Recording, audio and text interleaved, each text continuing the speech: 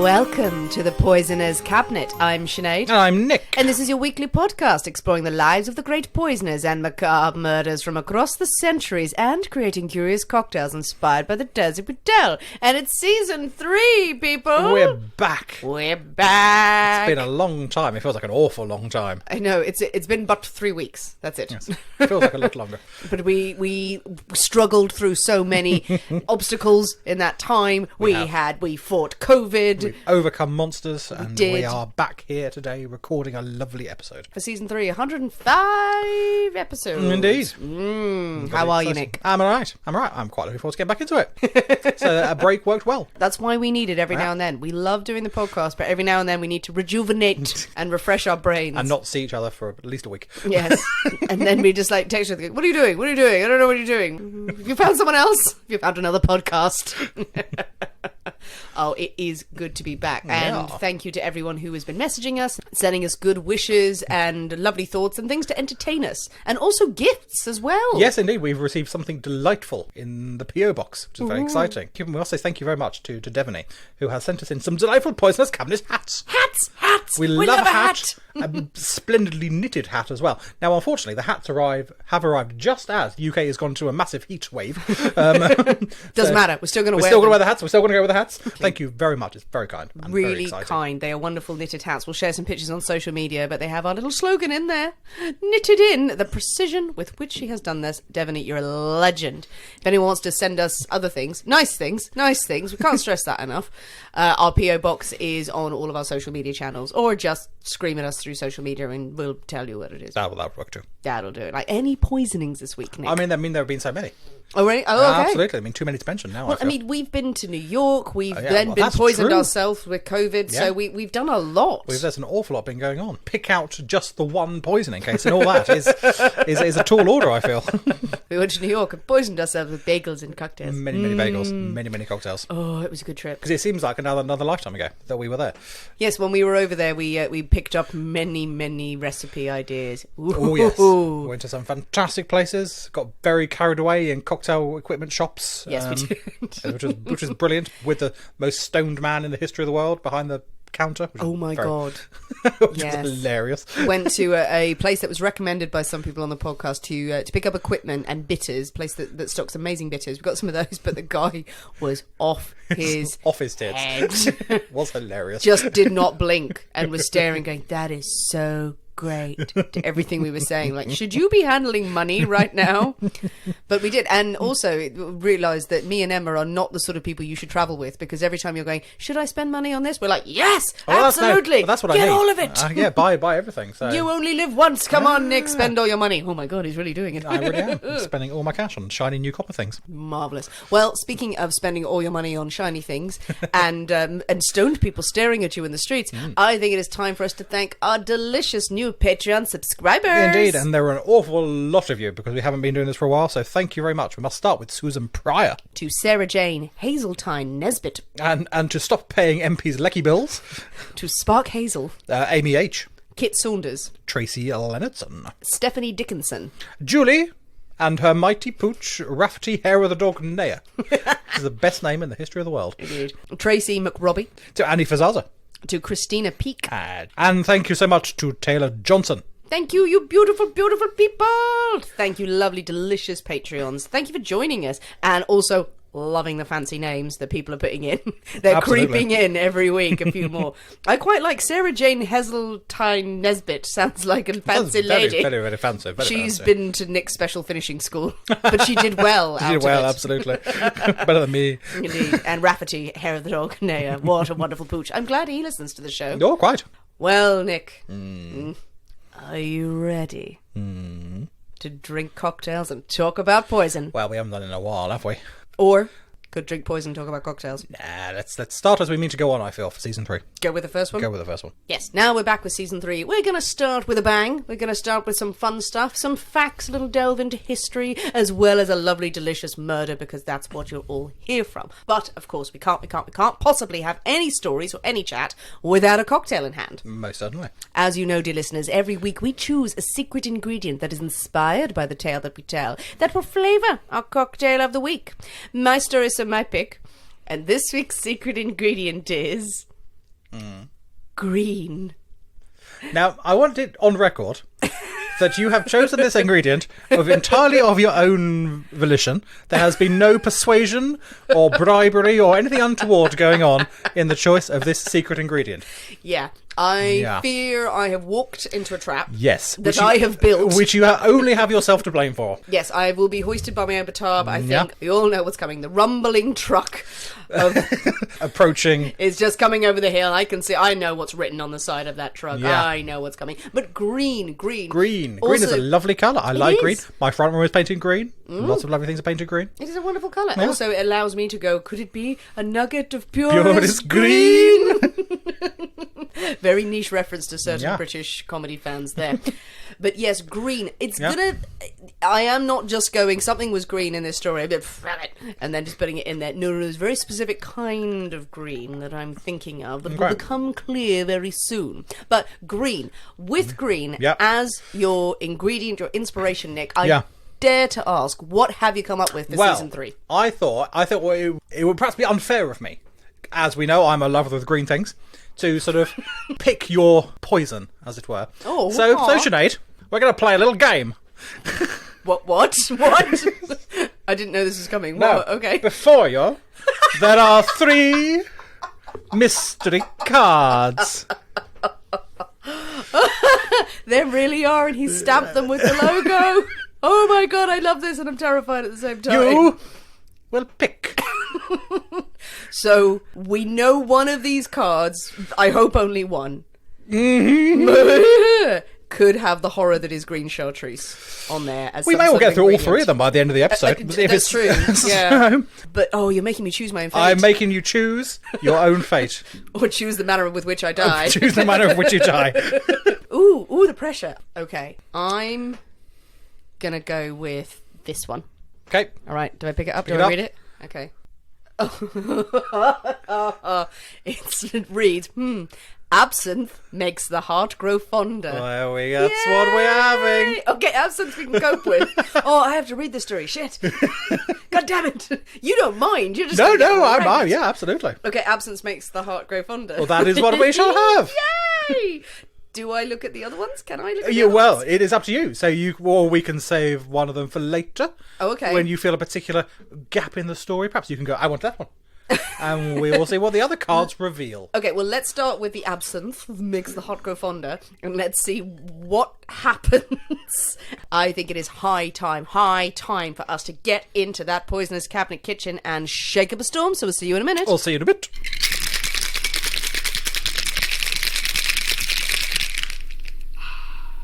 And we're back. Hello. So, Nick, absinthe makes the heart grow fonder. Does. And the mind insane. And the mind slightly crazier. It has been a while since we've had absinthe. Indeed.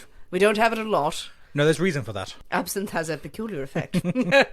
So I fear for our sanity. But yes, it's very pretty. It's pink. So It's I wasn't pink. expecting a pink drink. One thing's green with absinthe. You do think the green Which is fairy. green fairy, which is why I opted for an absinthe drink. But this is very much not green. Okay, cool. So it looks pretty. Cheers. Merry Christmas. First poisonous cabinet cocktail of season 3.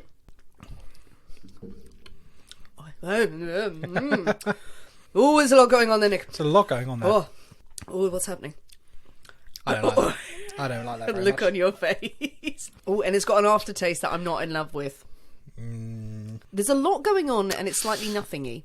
I don't know whether you agree. That's a disappointment. That's a disappointment. As a disappointment. Are you just doing this on purpose, so I have to work my way through the cards?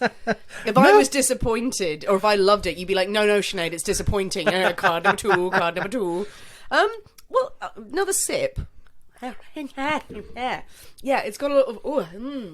Oh, I can taste the absinthe now. Yeah, I can really taste the absinthe now. I didn't get that in the first mouthful, but that's there now. The second sip is better. Yeah. Because you are getting the complexities of the absinthe, but no,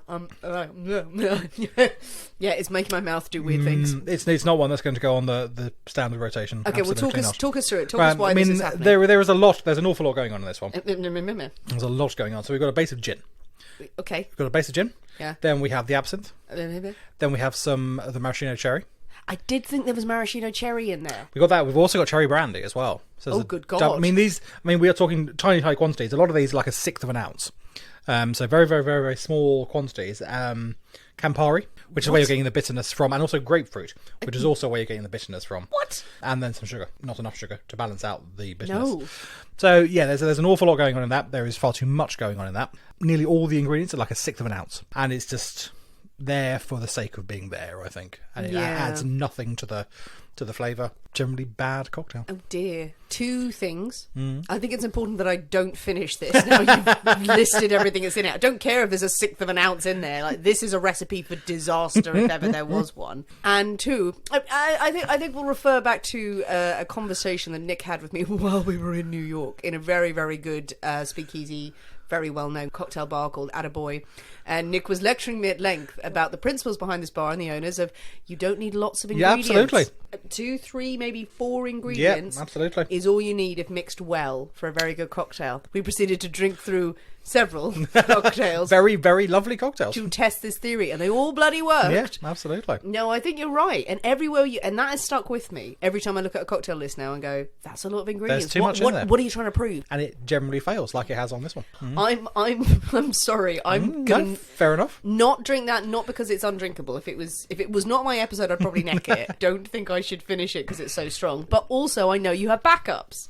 Well, yeah, I mean, there is 2 cards yet unchosen. I'm going to make an executive decision. I don't think we can start season 3 with a bad cocktail. Okay. Not when there's 2 other runners ready to go. All right, I've got 2 more cards to pick.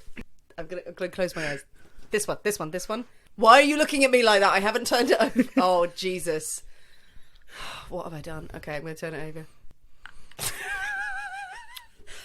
It just says, the Dante. And I feel like I've been handed the calling card of a murderer at a ball somewhere in the 18th century. The Dante. I'm terrified. Oh, Nick's eyes went so wide there. Oh, he's happy. Shit. Let's do it. Let's get back into the Poisonous Cabinet kitchen. Shake up a storm. See you in a minute.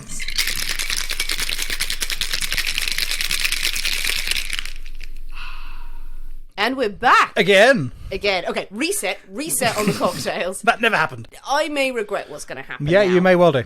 So I don't think there's any point in waiting. Let's just dive in, Nick, and enjoy it. Welcome to season 3 for you. Okay. Oh, now that's more like it.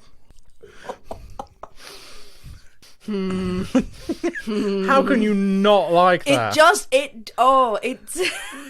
It's you don't even know what's your in cocktail. it. No, you know what? I know it's in there, and I don't know what else is in there. I know there's freaking green chartreuse is in there. Is that the only thing you're getting? And limes. And the limes are good, and like you get a nice citrusy, but then that bloody green chartreuse is just clambering over everything. Oh, every now and then the bloody green chartreuse comes through. And if you're not into green chartreuse, it's like a dagger in your heart. Oh, it's so nice. So lovely. Oh, that's tasty.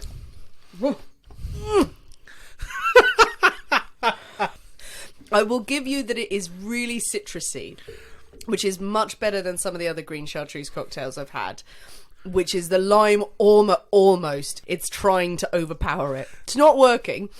It's approaching drinkable, but it's not approaching drinkable. It's in one what of those. We love to hear about drinks.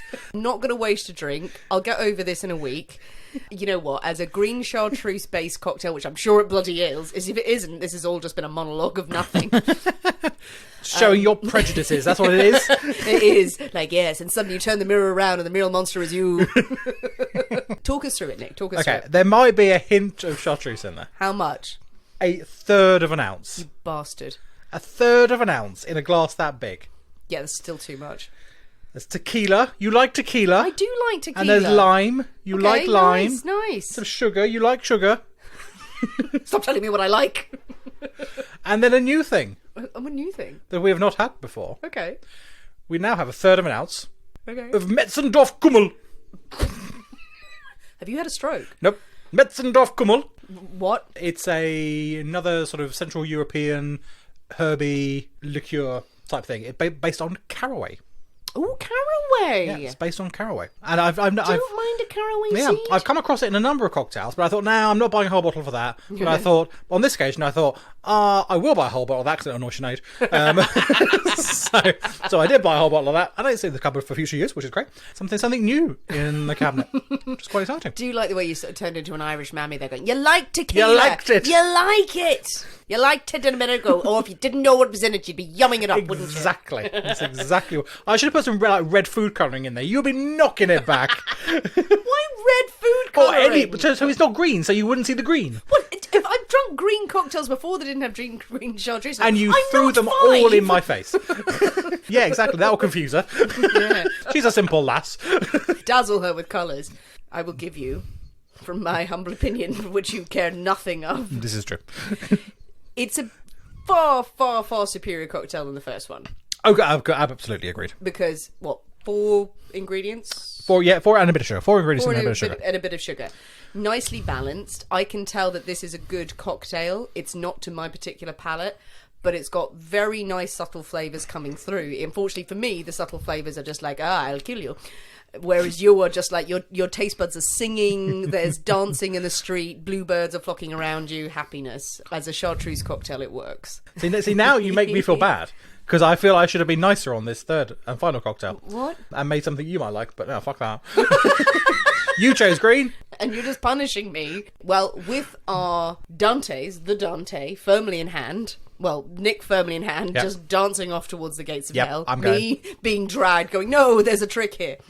We have cocktails, we have backup cocktails that are bad, but still, see how we go. Are you ready for some stories, Nick? I definitely want a story. Hooray, hooray, hooray. Well, to start off season 3, we are doing a little bit of a double whammy. We, of course, have a classic tale of murder and mayhem for you to enjoy. We're also going to have one of our much loved, much talked about, and much discredited history asides. What do you mean much discredited? How dare you? Well, in my case. I knew you would say that. I was typing it and I knew Nick would take umbrage here. Insert Nick's shock. No, we are going to return to one of our favourite ingredients and subjects. Arsenic! Arsenic alarm! Arsenic alarm! Arsenic alarm! Let's get that out of the way. As we built our content for season 3, a few people started to ask us for stories about the wider use of poisons in the Victorian home, in the average Victorian home. Now, we've touched on this a little in other episodes. Mainly it's driven around there's poison and people died. Also, in our expert witness chat that we have with Dr. Catherine Harcup, which I heartily recommend you listen to, wonderful writer. But this week we're going to look at one area in particular where our good friend arsenic was prevalent. In the field of decoration, Nick. Ooh. So, Nick, I want you to come with me now. Come with me. I will. Take me. Come with me now on a trip through the Victorian home to see what we can find. Now, picture a Victorian home, Nick. What do you see? What does it look like? Oh, there's Christmas trees aplenty all over the place. There's a small urchin carrying a goose. Just like 365 days a year, he's got a goose. An awful lot of servants going on around the place. What does the home look like? Oh, it looks like, I think it's very dark. It's very lots of things. I know the Victorian home is full of stuff, ornaments and objets. Lots of trinkets. Lots of trinkets and tables with doilies and trinkets and pictures and tiny little all tables. sorts of things. Absolutely. Yeah. And buckets of poison lying around the place. Well, that's very true. Okay, so that's one of the main things about the Victorian home is that you will notice that the average Victorian home is stocked to the gills with bottles of poison. Arsenic, strychnine, phosphorus, gin. Gin's not a poison, it's just nice to have around. But for treating your ailments, clearing up your skin, getting rough on rats, and giving your love life a jolt in one way or another. Yes. I mean, one does need arsenic for relovelification purposes. You do. You need to slop off all those blemishes. Absolutely. But what you might not see is all of the poisons that are in the home. You won't see them at first glance. Not just because the maid has hidden them in her skirts. It's because they're in the soup. Stuffed into dumplings. No, they're hidden in plain sight. But the second most important thing about the Victorian home is something you picked up on. You said dark. Yes. Now, when we picture Victorian homes, most of us will be forgiven for thinking Gothic. It's dark because of the books we've read and the films we've seen, that sort of palette, and also the association of Victorians with ghosts. And with seances, this is a very spiritual, very ghostly sort of era. I was mainly thinking like no electricity. They they had gas lamps. Gas lamps, but the gas lamps are not going to be the same as like a 100-watt LED, are they? So what you just couldn't see is that's it. Everyone's wandering around bumping into and they tables, did like their blind. heavy fabrics and things, and big chunky curtains that kept out the, because obviously no lady could be in front of the sunlight. so there must be a continual pallor over the whole building. Well, the thing about the home is that while it may have been dark because of the lighting, the colour palette was incredibly bright. Yeah, true. The fact is the Victorian home was becoming resplendent with colour in terms of its decor and because of its designs. The vogue at the time was for vibrant reds, yellows, purples, and of course a glorious green. These are colours that would be painted on ornaments, on furniture, and the dye used to make the most exquisite wallpaper. Absolutely. And wall hangings, not to mention the fabulous gowns that ladies would wear in high society. And what were these colours, these pigments, these incredibly beautiful, suddenly mass-produced hues that you could douse your home in, quite literally? What were they made of? Yes. Tell me. You can say it if you want. Natural things. Natural pigments. Indeed, natural pigments, mainly from arsenic compounds. The green ones, yes. No, red and yellow. I didn't know red was. I knew Yes. yellow. I knew yellow was, but I didn't know red. Would you like to have a quick history I would of love that. colourful arsenic? I did not know red was arsenic. Oh, there you are. These sorts of vibrant colours that would have been more mass-produced would have come from vegetable dyes. Yes. But lo and behold, with the march of the Industrial Revolution in the late 1700s, comes a marvellous byproduct of the metal industry known as arsenic trioxide. Yes. Now, this is where the white powdery goodness that features in all of our stories, well, most of our stories, comes from. In short, industrialists found that arsenic trioxide was a waste material produced when smelting metal ore that is extracted from the earth. It's been contaminated by arsenic, and suddenly you get powdery goodness in the chimneys. And they realise, ooh, this is very good for getting rid of pests and getting rid of anything. Anything, anyone, get rid of it. So yeah, waste product, we can sell this for pest control, bada bing, bada boom. But certain arsenic compounds are very brightly coloured, and they have been used for millennia. They have been used for a very long time. And you have realgar, which is ruby red, and you have orpiment, which is yellow. I knew orpiment. I did not know the red. I have learned a new thing. There you are. They have been used, as I said, for centuries. But Thousands of years. But with the Industrial Revolution, you now have people able to mass produce arsenic compounds and use them as pigments, and also to invent new ones. Enter a man named Carl Wilhelm Scheele.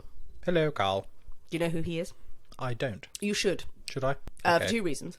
He's a Swedish-German chemist. He discovered oxygen. He discovered it. Yes, which sounds like it's a very roundabout way of saying it, but you have to write, there's no other way of writing it, and all of the historians of the chemists are like, look, he just discovered it. Fire air, he called it. It was a very strange thing. I'm not a chemist. I can't explain it. You don't say. He worked out, this is oxygen. He was the first person to go, that's what this is. And everyone went, oh, okay, well done. Well done him. Well done him. His chemical history, his history as a chemist, he's a very, very important person. But what we know him best for, probably, is that he is the man behind Scheele's Green. Oh, I've heard of Scheele's Green. Suddenly it twigs. Yeah, it does. Yeah. Scheele's Green, an arsenic compound that, through a rather complex process of combining various copper solutions and sodium carbonate, produces the most beautiful, vibrant green colour. Well, how lovely. The green that we probably associate the most with the Victorian era, that really kind of... It's impossible to describe. Yeah, almost. I know exactly. I can picture it in my head. But Yeah. how do you describe it? Apart from that particular Victorian green, It was also known as Paris green. And the closest thing you could probably describe is that you've got a lot of buildings that had copper in them, and they've got that sort of shade that sort of of green. verdigris sort of Exactly. thing going on. Yeah, It's very close to that. So he invented that, and then everyone was like, I want a piece of that. Yay. it's very similar to the colour of my walls. No, it isn't.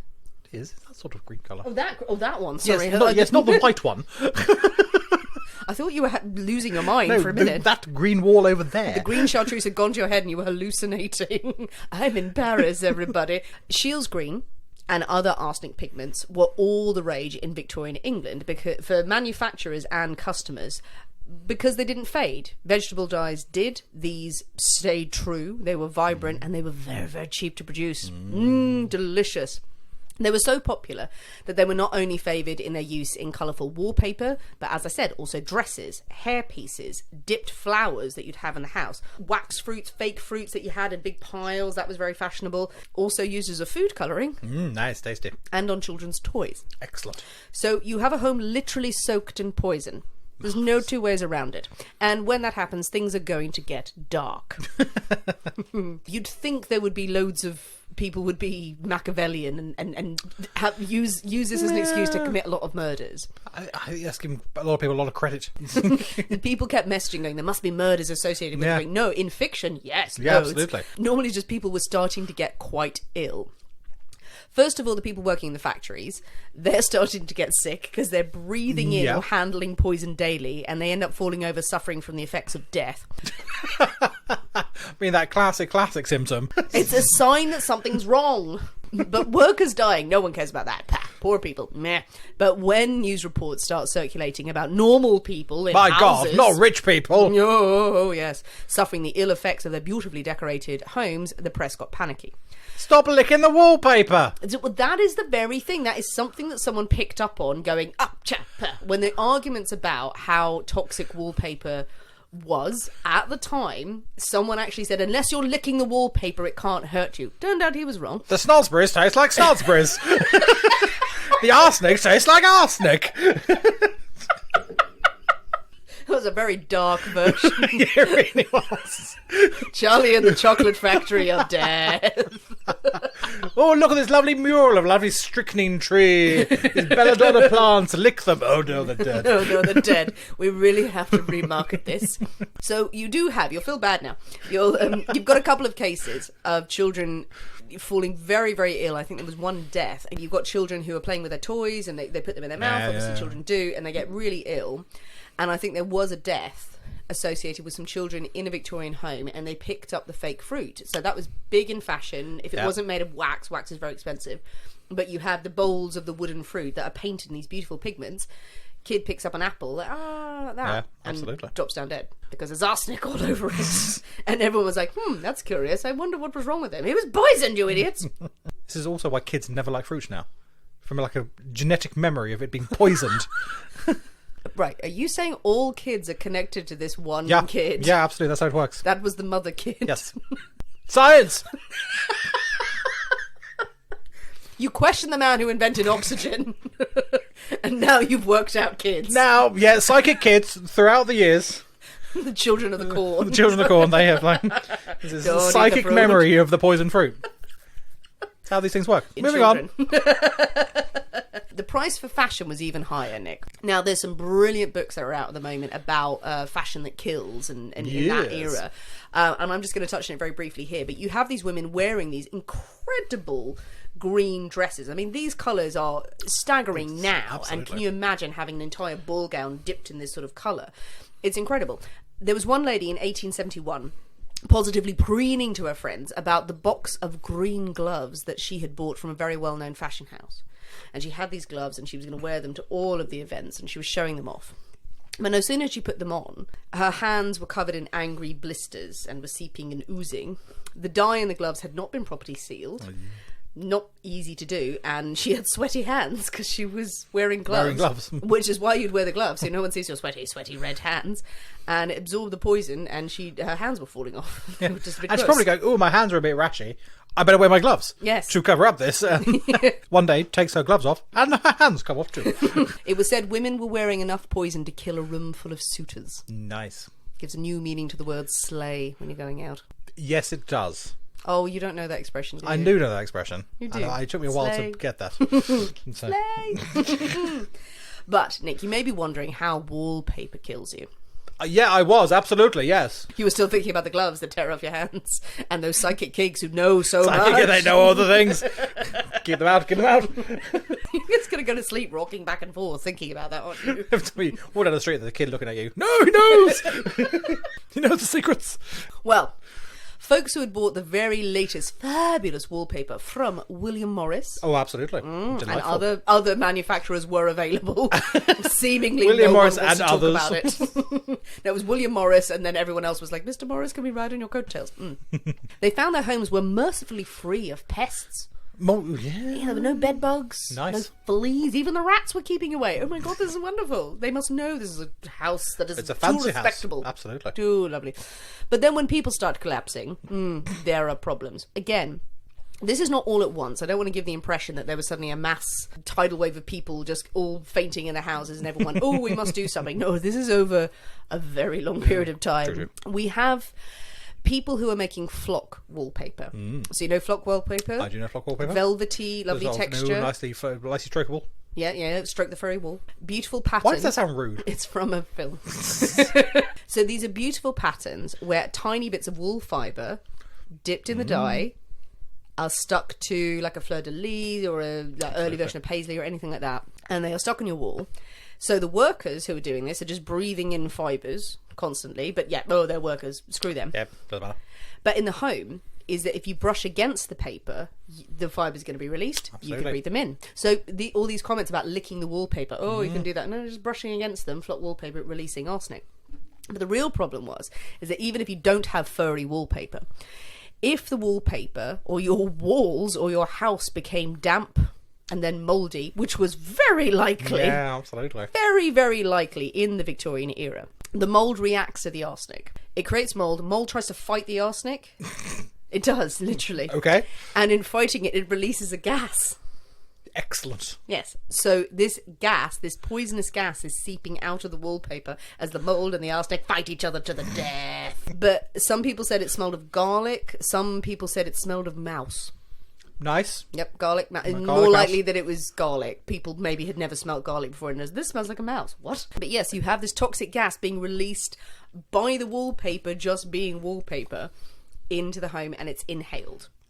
And so the terror is starting to ripple through society about how deadly one's home is. Queen Victoria had all of the green wallpaper in one room of the palace taken down after a visiting dignitary fell ill while staying there. Oh. So Queen Victoria's talking about it, then everyone's like, oh, scandal, scandal, scandal. You've got chemists and industrialists and certain people going, wait a minute, maybe poison isn't the best form of decoration. Maybe not. Maybe No. not. Not the best marketing message to send out there. Indeed. Did it stop anyone? No, absolutely not. Absolutely not. No regulations on poison being used in dyes. We barely can have a regulation on it being sold to people who are clearly standing there sharpening a knife. Absolutely, yeah. As I will detail later. But using dyes in clothes and decor, oh no, it's fine. So help yourself. And everyone wanted to buy it. Go for it. And you do have famous designers like William Morris. Love his prints today, is beloved the world over. What I've read so far, William Morris really did not give a fuck about the people in his factory. No, absolutely not. Didn't visit them. Not visit them. Was one of the most vocal voices in the argument in the press from two sides, where you've got chemists and you've got doctors saying the wallpaper is potentially killing people, and the industrialists going, no. Unless you lick it, this is absolute rubbish. There's other things that are killing people, and it's like, you're putting poison into wallpaper. Stop doing it. But it's a lovely green. It's a lovely green. It's a lovely green. Eventually, they would make, and they branded it arsenic-free wallpaper. Luxury. They found a way to get the pigment, and as soon as they were able to guarantee making money going forward, they were like, oh yeah, no, we won't put arsenic in it. But this is How years. kind. This is Yeah. years. This Well, went it's on. got to make financial sense, hasn't it? You're doing nothing illegal. I mean, it's what we see today. You do nothing illegal, morally questionable, shall we say? But it's not against the law. Who needs of these morals? Exactly, it's not against the law. I can get away with it. I'm going to make some cash. I'm doing it. I think you and I can both empathise to a tiny little point of, we're like, it may kill us, but it's very pretty. It's very nice. It's very pretty. That's very, very nice wallpaper. Oh, we'll get a bit sick, but we'll die in beautiful surroundings. Exactly. Die would be lovely. So the trade in poison wallpaper would eventually stop. All you had to worry about was your loved ones trying to kill you. But one last thing on wallpaper. Yes, do tell. As I said, finding details of cases of murder or death that are directly involved with wallpaper is quite difficult because there's sort of generalised accounts that are used in the press, and you try and dig and trying to find details, and they're few and far between. They're very, very, like, one line or two. But there is one case that people refer back to a lot. There's one that springs to mind, I must admit. Yes, what's that one? Leapt to mind. Was it a French person by any chance? A Frenchman. A Frenchman on St. Helena, is it? St. Helena. Or Helena. yes, Was it Helena? I thought I could be wrong. Who is it? Is it Napoleon? It is Napoleon. It is Napoleon. Napoleon Bonaparte, the death of Napoleon Bonaparte. Boney, the emperor, that absolute fucker. Yeah, he's not a nice man. But still. Now, I'm not going to go into a whole history of Napoleon. Let's not go into the history of Napoleon, Let's not do that. Let's not do that. There are other podcasts for that. And also, the horror. Now, at the end of his life, Napoleon was exiled by the British onto St. Helena, however we want to pronounce it. Onto the island. The island. The island. The island. I am not a number. I am a French bastard. I'm a French emperor. His home, Longwood House, wasn't in a very good state of repair. And it was reported that the British were very happy with this. Oh yeah, we want to hasten Napoleon's death. We don't want him to be comfortable. So on St. Helena, he has this house. He has companions who are with him, his guards. There is the governor of the island who does like allow him to have expenses and things like that. You know, he's sort of like under house arrest. He's allowed to host dinner parties, but he complained a lot about the conditions of what he was living in because the island was very prone to damp. It was mouldy. The house wasn't in very good condition, as I said. Well, So- if you've been the emperor of most of Europe Yeah. for a number of years, and then you're stuck in a house, you're probably going to get a bit moany. You're probably used to the nicer things Yes. in life. So Also, if you're Napoleon Bonaparte and you're complaining to the British are basically going to go, well, I'm going to flick V signs at you for a very, very long time. Yeah. Boo-hoo-hoo. Poor Napoleon. Napoleon died on the 5th of May, 1821. Initially put down to stomach cancer. Some people still think that is the cause. But as was befitting his reputation, people also clamoured to say that there had been a plot to poison him, because he had displayed a lot of the symptoms we'd normally associate with arsenic poisoning at the end. It wasn't until the 1960s that hair samples from Emperor B were tested and were found to contain very high levels of arsenic. And this is what starts the debate. Okay, had he been poisoned? Had he been flooded with arsenic before his death? Enough people believe that he is murdered. But there are others who point to the beautiful red and gold wallpaper in his rooms of Longwood House. The paper contained high levels of arsenic, and the damp and mouldy conditions on the island, which were well noted, and in his letters as well, going, it's very damp and mouldy, I don't like it, it smells of mouse and garlic, I don't know what that's about. All of these conditions could have certainly produced the toxic gas that we referred to earlier. But is it enough to kill him? well, he's getting on a bit at this point, and he's been through a lot as well, and he's not well. No. So he's not at all well. So could it be enough to push him over the edge? It's been determined... Potentially. Kill a young, healthy man? Probably not. No. But Make you sick. Make you sick. But for an older person who's been through it, who's not well anyway, and just poke him off the edge. Poke. It's kind of relative. Wallpaper could have very well, probably did contribute to his ill health, maybe even hastening his death. And later research and tests found that Napoleon's body and like all the samples that they had and everything that they could work from showed that Napoleon was most likely contaminated with arsenic all his life. This is true. And this is where little bits of information taken in isolation can be misconstrued, because as we know on this show, there are people of certain eras where arsenic is just part of their life. They are just riddled with it, and they are living perfectly happy lives. Happily, 24 hours a day, there it is. Absolutely. Yeah. He would have been wearing all of the outfits that had the dyes in them. Yep. So he would have been gently sort of been susceptible and exposed to arsenic. Did not have good health all of his life, so it all adds up and adds up and adds up. So maybe arsenic is responsible. Yeah, going to the fanciest of parties with the loveliest of green wallpapers in the ballrooms and such. Shaking hands with green gloved women. Absolutely. Who are going, ow, this really hurts. So yes, interesting note, a scrap of that very wallpaper was sold at auction in 2003 for £1,200. That's quite a lot of money for a bit of wallpaper. Tiny scrap. Tiny wee bit of wallpaper. But I think... couldn't quite find the trail in this, but it was bought by an anonymous buyer. But I think that wallpaper was used for tests later on, and they sold it and they said use it for tests to find out what happened to him. That'd be quite cool to have, though, wouldn't it? Bit of wallpaper from Napoleon's house where he died. What are you going to do? Show it to people when they come No, round? just like in a frame. Look at my or something. poison. Look at my poison. That'd be quite cool.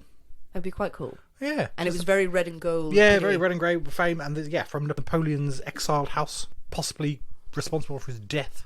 It's a very big plaque. It's a very big plaque. An extreme of consciousness. Yeah, absolutely. A frame, like 12 foot line, tiny bit of wallpaper right in the middle, but massive thing. So there you go. That is a little quick history Okay. of wallpaper in the Victorian Of wallpapery home death. and of Napoleon Bonaparte. Nice. Like it. Now I do have a story. Oh, okay. It's season 3 opener. Good. Bumper episode. Ooh. So I have a little story that does feature our old friend Arsenic. Nice. I couldn't do this without... My plan was to talk about wallpaper, talk about shield screen. Thought, you know what, an Arsenic story will be fine. Quite right. And then I found one, and midway through researching it, found a reference to everything we've been talking about. Perfect. By accident. So, Perfect. Ha ha ha. So are you ready for a story? Well, Ready for a story? I don't know. Are we ready for a story? Your hand is creeping over to the little card. Season 3, 3 drinks. I think it's important. I think it sounds appropriate. Okay. Did I pick the last card? Okay. Okay. I'm really scared. Okay. So, drink number 3. It's the poisonous martini.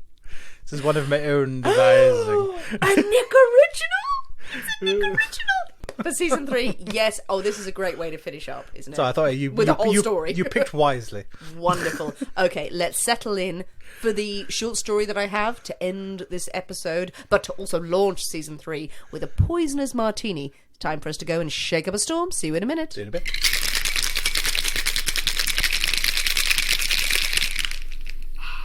And we're back! Hello again. Oh, Nick, the poisonous martini. It looks so classy. That looks lovely. It looks very nice. Are you also a little bit preening about your new glasses? I'm very much liking my new glasses. Well, these are birthday presents. These are my birthday present from my lovely sister. Aw, and they're She's beautiful. bought me some lovely martini glasses. Yeah, they're fancy. Pretty. And a very lovely, clear-ish Clear-ish. martini. Yeah. Love a martini. So, okay. All right. What have you done, Nick? You'll find out. Green is the thing. What's he done? We'll see. All right. Cheers. Cheers. Oh, interesting. Okay. That's nice. Oh, I like that. That's strong. It's strong. I mean, fuck yeah, it's strong. It's bold. Yes, It stings the nostrils in a good way. I like that. good. I'm very glad. It's got quite a sour aftertaste. I'm not sure if that's right. It's definitely got something Got a on there. sourness to Yeah. it, which I don't mind, which I don't normally associate with a martini. Does actually work a lot better than I thought. I thought I made this up, and I thought, oh, it should work. It could work. And it's the first time I tried it, and it has worked quite nicely. That's the second sip. All mellows nicely. Oh, okay. I'm liking pleased this. with that. Nick, Yeah. you gotta talk us through it. Or Well- is it a trade secret? No, I'm. You're a benevolent god. I can tell, knowing that half the people who listen to this will not be ever able to make this. Right? Okay. Has it got your own tears in it? No, because one of these ingredients is illegal in the United States of America. No, what? But my brain is just exploding. Like, what's illegal in America? Yep, is not available for purchase. Is illegal to be imported. So it starts off as a classic martini. My general preferred is like a 3-to-1 sort of ratio. Very nice. Yeah, I is like my it. sort of standard martini ratio, Which would be which would be 3 parts gin to 1 part vermouth. very nice. But this has got something extra. So I've given this just a slight dash, a rinse in the glass Okay. of a special ingredient. Okay. Special ingredient that I've just bought just for you. Okay. It comes in its own What? special wooden bottle. What? Elixir végétal de la grande chartreuse. He has been talking about this for as long as I have known him. He said there is a bigger chartreuse. There is a bigger There is chartreuse. a bigger chartreuse. It's out there. It's out out there. there. It comes in a wooden box. And I You've bought fucking some. done it. And I bought some. You have done it. What have you done? Now, this is actually, in America, is classed as a medicine. And it is not No. FDA approved. So it is illegal to be imported into the United States. So, but if you're in Europe, have at it. Okay, can I look at the bottle? Because it is 69% Jesus. by alcohol volume, My goodness. which is terrifying.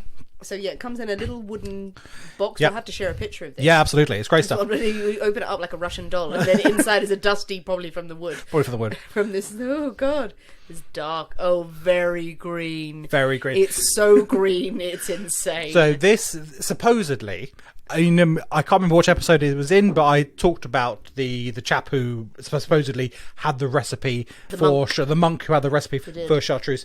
Now, this is supposedly the original recipe. Wow. The green chartreuse that we know you get in a bottle is a variation that came about 50 years or so later. The yellow chartreuse later still, but this is the original chartreuse recipe, which they still make. The monks still make it. Known to like 3 monks in the world know how to make this stuff. It can be only one, like Highlander. Pretty much, yeah. It's incredibly strong. It's incredibly potent. Yeah. It's got none of the sweetness that you would perhaps associate with the green chartreuse. None of that. It is chartreuse concentrated. Yes. Concentrated twigginess. Maybe if you'd served this to me the first place, that I would have punched you in the face. So, I mean, generally they say you either have it a couple of drops. It comes with a dropper attachment on the bottle. So it literally drops. Yeah, so you literally have it by drop. So they either say it is in like a glass of water. You have 2 or 3 drops of an evening as a medicinal sort of thing. Other people drink it like they would absinthe on a sugar cube, iced water. This time I've used it as a rinse in the glass. Good idea. But you would want no more. No, you can taste than it that as because it would literally send you insane. Yeah. this stuff. I fear that this is going to be the thing that breaks us. I knew you put something in there that was medicinal and twiggy, but I wasn't going, green chartreuse. There was something otherworldly about it. And that's the only way I can describe it. I'm not opposed to it, though. You loved it immediately. Yeah, absolutely. I can go, but in a good martini, which you sip. Yeah, absolutely. After a while, you're not going to down it. That's the sort of thing. Oh, yeah, I'm intrigued. The Grand Chartreuse. La Grande Chartreuse. The big Chartreuse. Banned in America. And then you have to come over here and just going into Wetherspoons. It's going to be the Grand Chartreuse and a Stella. Wow, you have knocked it out of the park. And truly, the poisonous martini. Exactly, this is the poisonous martini. And it is poison to some people. Yeah. Yes. To the FDA, apparently. Well, wonderful. With the poisonous martinis firmly in hand, would you like a little story to finish off? I would love a little story to finish up. Wonderful. Okay, Nick, we are at the boarding house of Mary Ann Burdock. Okay. Where an old woman lies dead. Ooh. A maid may have seemed too much. And there is something distinctly off colour with the whole situation. Slightly green tinge by any chance? All the colours. All Nick, the colours. All the colours. Kaleidoscope of death. Mary Ann Burdock was born Mary Ann Williams to a labouring family. They worked the land. And she moved to Bristol when she was 19. She was looking for a good time. She was looking to be cast off the boring life of a farmhand, of a farming family. Oh, she was going to go to Bristol. Ooh, Bristol? Big, it's a fun place. Yes. Absolutely. A lot going on in Bristol. She was said to be beguiled at an early age. Oh, aren't and we all? Destined for a life of dodgy dealings. Aren't we all? Now, whether people think that she was beguiled because of love interests or whether she was just a loose woman, maybe. It's not known. She was married for a time to a sailor. He deserted her. Boo. Boo, that's quite sad. Then she took up with other lovers. She drank. She had a good time. She lived a fairly promiscuous life, which was described at the time. It was not becoming of a woman of the era. She also, though, allowed other loose women to come and stay with her. So she kind of made friends in the area, gave them shelter, and kind of let them stay in her house. How she ended up with a house or her lodgings, whether it was through her lovers, we don't know. You know, but she was looking out for a sister, which I quite like, actually. I like that. Good. But she would eventually meet and fall in love with another sailor, a man named Wade, Charles Wade. He's known as Wade. Okay. Different people give him different first names and also second names, weirdly, but Wade is consistent in here. And he was quite a sickly gentleman, but she loved him. They lived as common law man and wife. He was determined to marry her, but he was just too poor. Oh dear. At some point, Mary Ann decides that she needs a more respectable business than just drinking and shagging people, potentially for money, and opens up a boarding house. Okay. Where she can have an air of legitimacy. Absolutely. Now, the boarding house maybe isn't doing terribly well. The future isn't looking too bright. Mary Ann, and she definitely needs cash, pretty sharpish, to keep her and her ailing husband and whatever her plans are for the future. When who should rock up in September 1833? Who? But Clara Smith, Ooh. 60 years old. Okay. Widowed.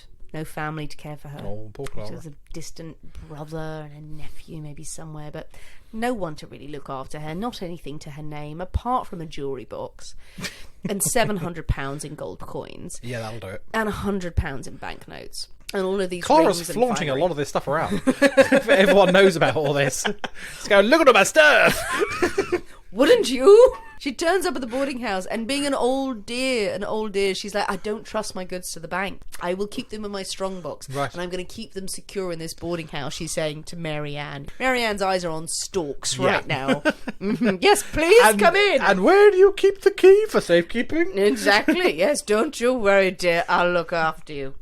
Of course, it's not long before Mary Ann starts to take a personal interest in Clara's health. First off, she asks another of her lodgers to go and buy something to help her. Go and buy some arsenic. Deal with the rats, actually. Deal with the rats deal with under the rats. her husband's bed. There are rats under her husband's bed, and that's not very good for no her one lodgers. wants that. No one wants that. The husband's... What? Shut up. The lodger's name is Edward Evans. Got a little bit of PC Morris, a little bit of us here. Nice. He says, not to worry, you can count on me. You can count on me, Mary Ann. Give me the tuppence for the arsenic. Goes straight out and spends it on beer. Brilliant, love him. I think he is genuinely stupid because he doesn't try to lie or anything. No, I spent it on beer. He comes back to the house and she goes, where's the arsenic? And he goes, oh fuck. Love him. Goes back out and like gets his mates and goes, fucking give me tuppence. I need to buy arsenic. I completely forgot. Borrows money. Spent it on beer. Brilliant. Gets the tuppence. Goes to the chemist. Hello, good sir. I would like some arsenic. Tuppence worth of arsenic. 1 arsenic, please. Chemist says, no, I'm not selling it to you without witnesses because you're pissed. And also, you're very drunk. Goes out of the shop, gets 2 of his mates from the pub, drags them into the Brilliant. chemist. Foolproof. They're all propping up the counter like, we can totally vouch for this man. Chemist looks them up and down like, yeah, absolutely. Absolutely. The witnesses are here. Fine. Absolutely. You two drunks give me no pause for thought whatsoever. Absolutely not. The only trouble is there is no white arsenic left, he explains to them. Would they like some lovely yellow arsenic? Well, Yes, pigmented. Edward Evans said to the chemist as he's holding out the yellow arsenic going, is this enough? He says, is it enough to poison a man? I mean, Edward Evans, sort yourself out, mate. Come on. Chemist said, yeah, about half of Bristol this'll do. Edward Evans says, then we have a deal. And the chemist said, absolutely fine, no problem. Brilliant. Brilliant. Off they go into the night. Chemist is like, this is none of my business. Absolutely. I've got the cash. It's fine. But Edward Evans, again, he just goes back and gives it to Mary Ann. And no conversation is had after this. He is not involved in this case. Here you go, Mary Ann. I go back to the pub. Love you. Blah, blah, blah, blah. So it's not long before Clara Smith starts to feel ill. Yeah, unsurprisingly, that one. But it's a little bit of the slight dosing over time. Can't be too blatant with such things. You can't. What is wonderful, though, is the steps that Mary Ann takes outside of the small dosing of Clara Smith. The dutiful landlady, she makes sure that her meals are brought up to her. Clara Smith cannot come down for her meals now in the boarding house. She's too ill. So she'll take her meals in her room. Very kind. Mary Ann hires a neighbour's 14-year-old daughter, who's also called Mary Ann, so I'm just going to call her a nursemaid. She hires her as a nursemaid. I'm just going to call her that to avoid confusion. She pays the girl weekly, instructs her that she must never eat any of the food that is sent up to Miss Smith. No, that is for Miss Smith. No, that's not for Mrs. for Smith. you. No, you go home for your meals. You go home for your meals. So as to assure her that she's just not being tight, which you can imagine going, no food for you, you go home. Mary Ann claims that Mrs. Smith is a dirty old woman who likes to spit and everything. Well, that's not overly nice, is it, really? Well, it's not very nice. Not but very... that's not true. Also. No, I mean, it's not very nice of her to spread such rumours. Not that it's very nice that she spits in things. I don't believe she did. But it's not very nice to spread such rumours that she did. But, like, yeah, she was thinking of, like, having little leftovers or anything. She spits in everything, so no tasting. She's very dribbly. She's very, very dribbly. The nursemaid obviously thinks, wow, what a great gig I've got. Yay. She does what she's told. Yeah. And Mrs. Smith seems to be in good spirits. She tended to her over the next couple of days. She's okay. She's talking about getting up and about. She's talking about maybe moving lodging houses at some point because she just wants to move around a bit.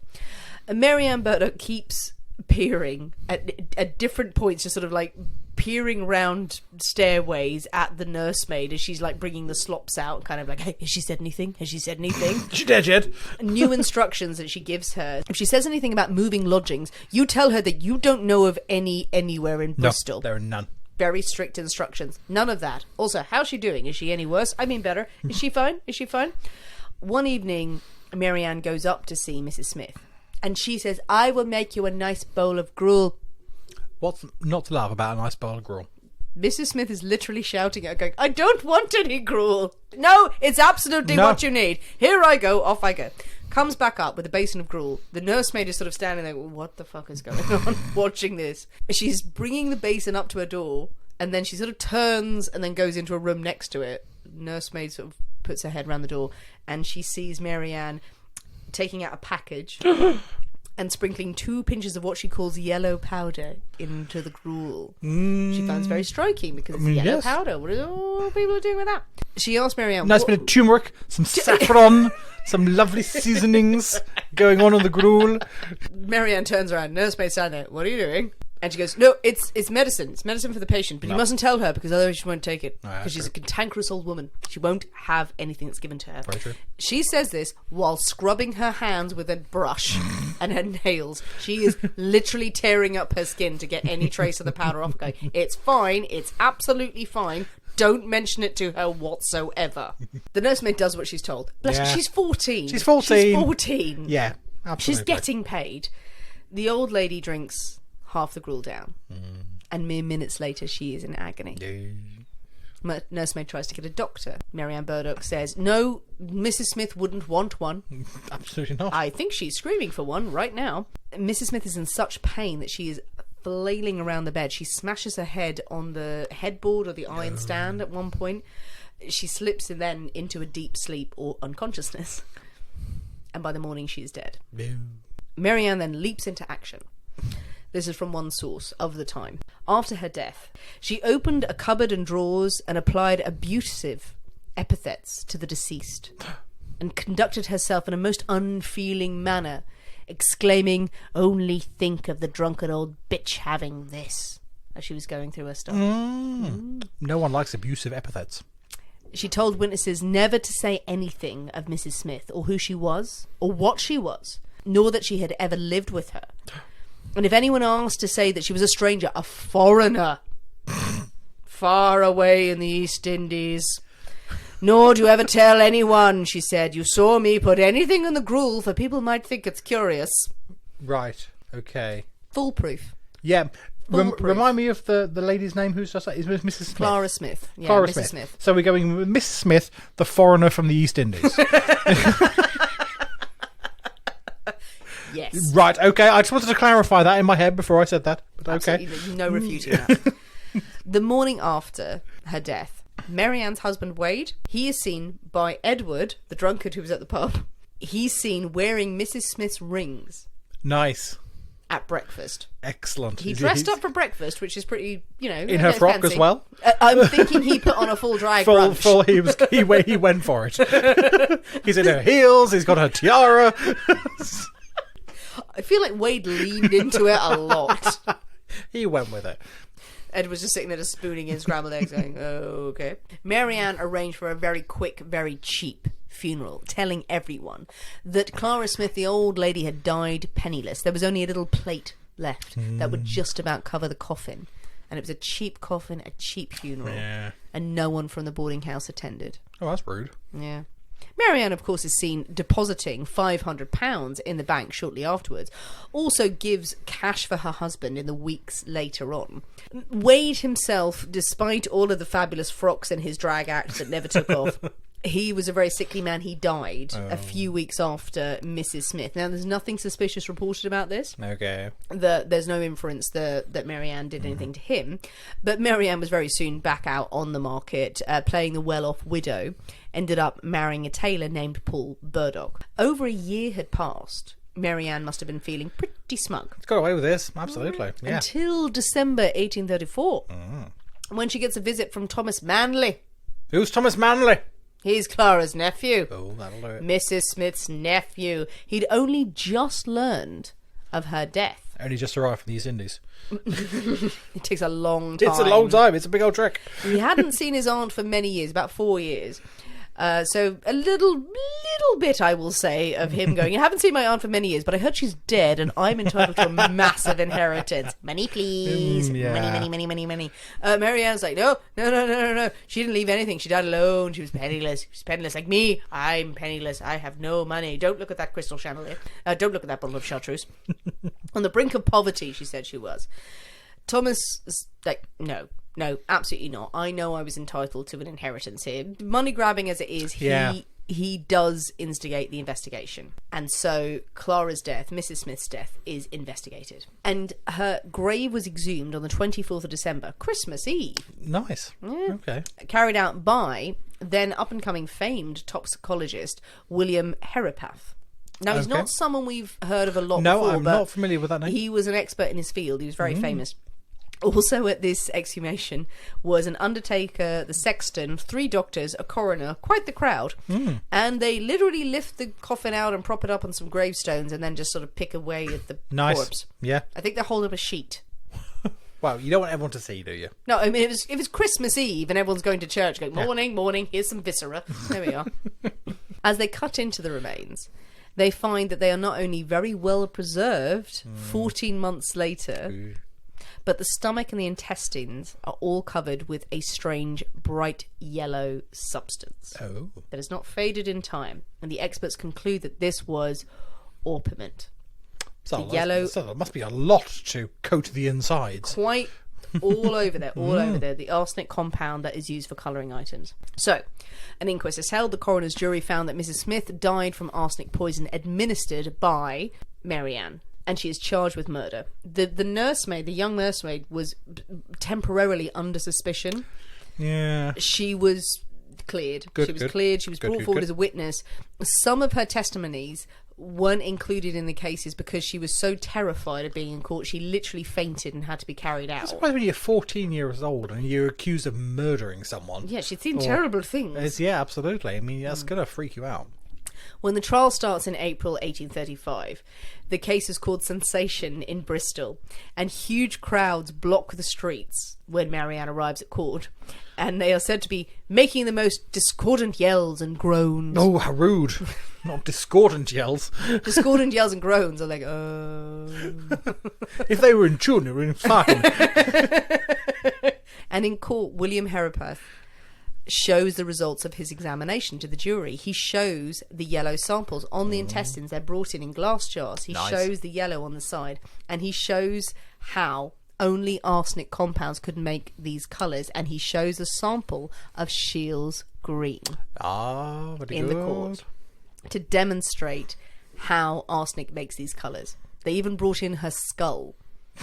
That was also yellow. For no reason. No, it was beautifully white and said she didn't knock her head. She couldn't have died from a head injury or anything like that. Right, okay. But then here's a skull. It does feel like, and also here's a skull. Yeah, here's a skull, yeah. They've seen they've seen the lower and smaller intestines. They've seen the whole stomach. They've seen lovely, beautiful colours and a skull. So they go, okay, right. The jury takes 18 minutes. Okay, that's impressive. To find Mary Ann Burdock, née Williams, guilty. That very much get some sandwiches. She was hanged 2 days later in front of a crowd. Speedy work. Yeah.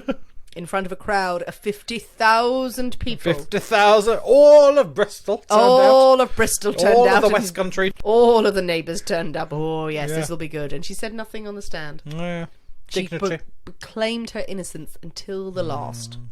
But there you go. That is the story. That's a good story. I like that. Of Mary Ann Burdock, of Shields Green, of Wallpaper, of deathly pigments in that era. That was a really random way to end there. I know, I hadn't thought it through. Deathly pigments in the Victorian age. Very nice. Yeah. That was good. I like that. Bit of history, bit of murder, many cocktails. What a fantastic time has been had by all. Indeed. I like the fact that this was a case where they didn't just get the regular arsenic, they had to get the fancy arsenic. The fancy arsenic out. That's very true, absolutely. Yeah. They run out of the normal arsenic. We had to buy the fancy arsenic.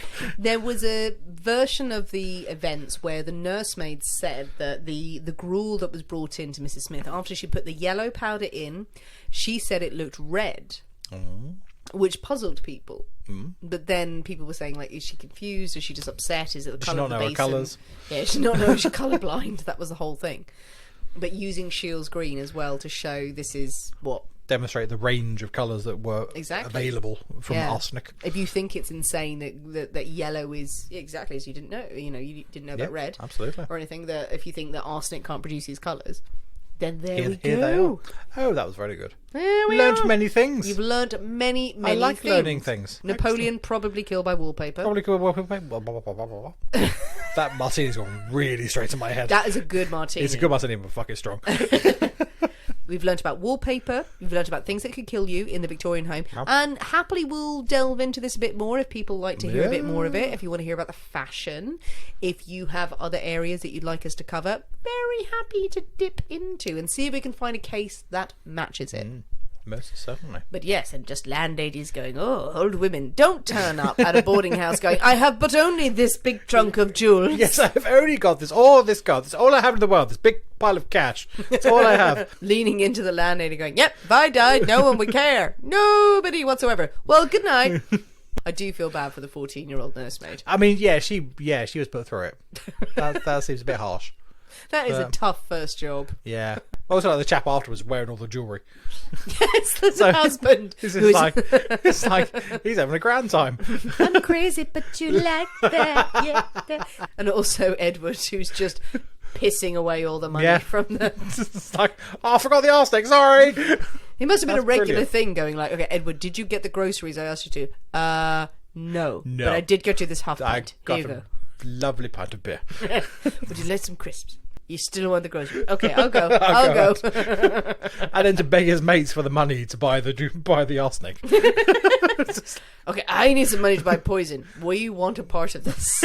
His mates are outside the pharmacy going, come on! And then he goes and drags them in to be witnesses. So, They probably thought it was a great night out. I mean, this feels very much like what we would do.